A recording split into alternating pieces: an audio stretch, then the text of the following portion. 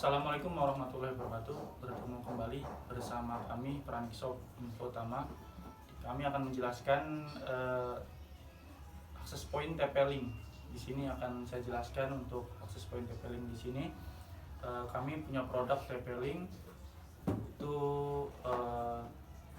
saya akan menjelaskan ini kurang lebih produk TP-Link-nya.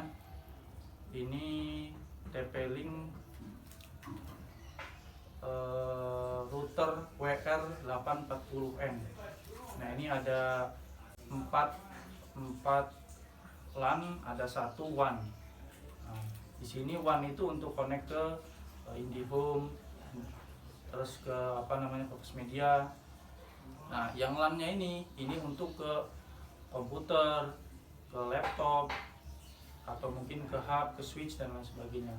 Nah, di sini akan saya jelaskan untuk setting daripada router ini. Ini akan saya masukkan ke laptop. Di sini ini ada colokannya. Nah, ini akan saya colokkan. Sini lampu sampai menyala seperti ini. Kita tunggu.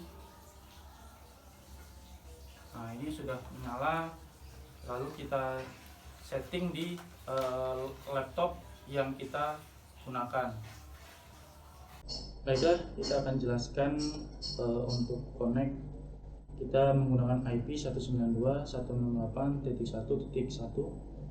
Nah, di sini ada status, ada quick setup, ada operating mode. Nah, operating mode ini untuk operasi yang ada di wireless router tersebut.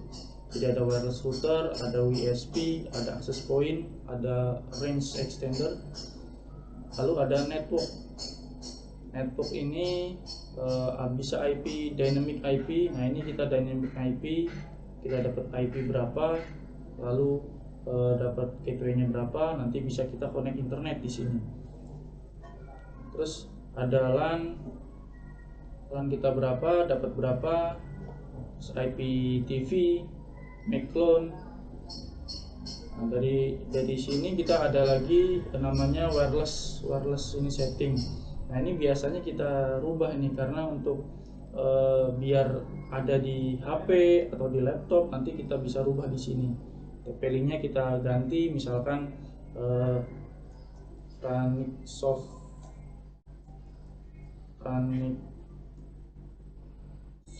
misalnya.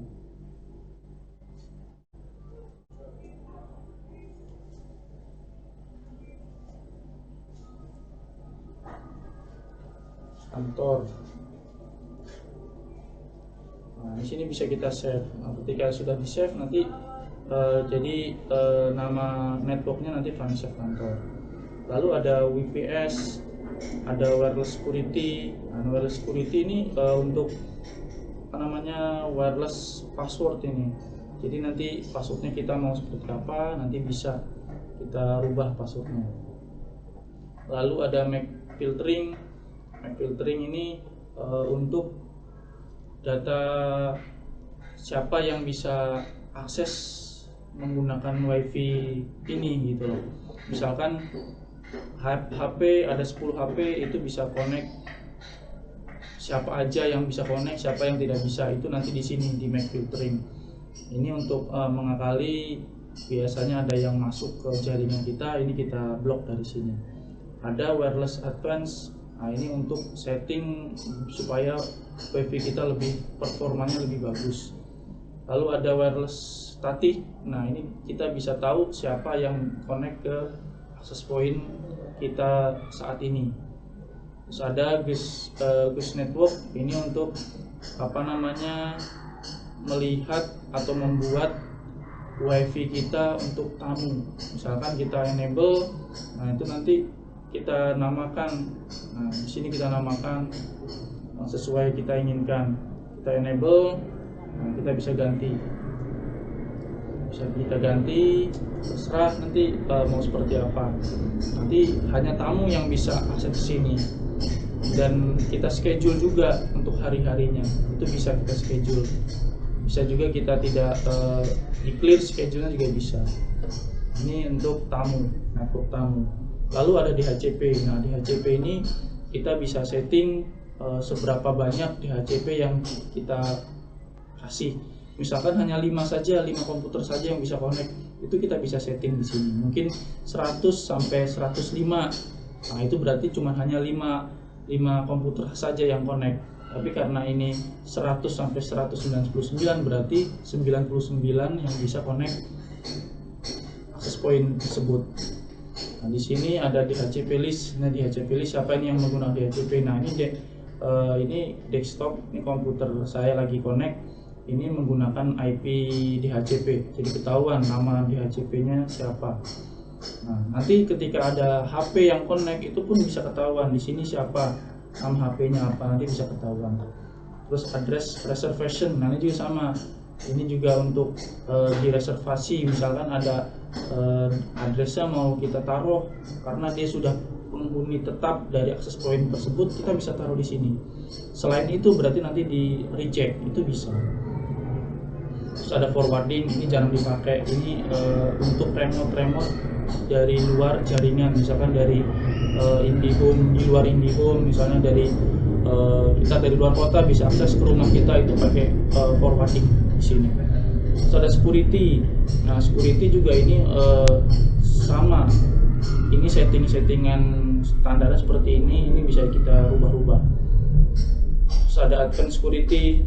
Ini untuk ping, untuk ping. Ini juga bisa ngeping dari WAN. Jadi kita bisa centang atau enggak uncentang, ini bisa. Terus ada local management. Ini siapa yang bisa connect ke local management kita. Ada remote management. Ini bisa remote dari lokal jaringan, itu bisa ngeremote ke IP berapa, ke port berapa sama IP apa yang bisa remote. Lalu ada parent control, ini jarang digunakan. Ini jarang digunakan. Access control, nah ini access control yang siapa yang bisa akses. Nah, ini yang bisa banyak ini. Lalu advanced routing, ini juga jarang digunakan. Nah, terus ada bandwidth control. Nah, di sini bandwidth control bisa mengontrol semua bandwidth yang ada. Nanti bisa dikontrol, misalkan komputer ini berapa bandwidthnya, mau berapa Mbps, itu bisa. Nah, ini range-nya dari IP berapa ke berapa, portnya apa aja, port 80 misalkan. Terus TCP, TCP, UDP apa all. Nah, mau berapa bandwidth-nya ini kita bisa limit di sini. IP MAC binding, ini juga binding jarang digunakan. Dynamic DNS, nah ini untuk kalau kita connect Dynamic DNS untuk akses CCTV atau seperti yang lainnya, ini pakai Dynamic DNS. Terus IP versi 6 ini juga belum digunakan. System tool, nah di sini ada system tool. Ini bisa kita time, daily saving, ini kita bisa setting. Lalu LED control kalau ada LED-nya. Terus diagnosa parameter nanti untuk setting-setting terus untuk ngeping, untuk track road, ini kita bisa gunakan pakai di diagnosa tools. Terus firewall, nah kita bisa update firewall kita, misalkan firewall ini sudah lama perlu diupdate, itu kita update bisa. Factory default ini untuk mengembalikan settingan ke bawaan pabrik, ini factory default. Langsung backup restore, ini untuk nge-backup settingan kita yang sudah kita setting ini kita backup, nanti kita restore, itu bisa. Jadi bisa disetting, bisa di restore kembali. Reboot, ini untuk nge-reboot, bahkan reboot juga bisa di scheduling atau di timeout, itu bisa untuk nge-reboot. Karena tab router ini kadang nge-hang, nah itu bisa kita reboot. Kita lewat jaringan luar, jaringan rumah, atau mungkin di luar jaringan rumah, kita bisa reboot si TP-Link ini, kita bisa reboot. Lalu ada password, ini mau ganti password, misalnya password routernya kita mau rubah, karena password router ini penting. Kalau password ini bisa ditembus sama orang, ini bisa diacak-acak. Jadi minimal password ini jangan sampai ada yang tahu, hanya kita aja yang tahu. Di sini ada sistem log. Sistem log ini kita bisa tahu siapa yang akses dari DHCP, siapa yang akses. Ini ada data-datanya di sini semua. Lalu statistik. Nah, ini ada.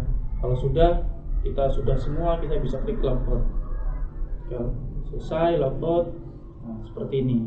Nah, ini sudah semua. Oke, ini sudah semua settingan. Terima kasih sudah mengikuti channel kami, sudah melihat tutorial dari kami untuk TP-Link WR840N ini. Demikianlah review pada kali ini tentang TP-Link WR840N. Akan kami review untuk router-router berikutnya. Jangan lupa subscribe, like, dan komen channel kami. Terima kasih.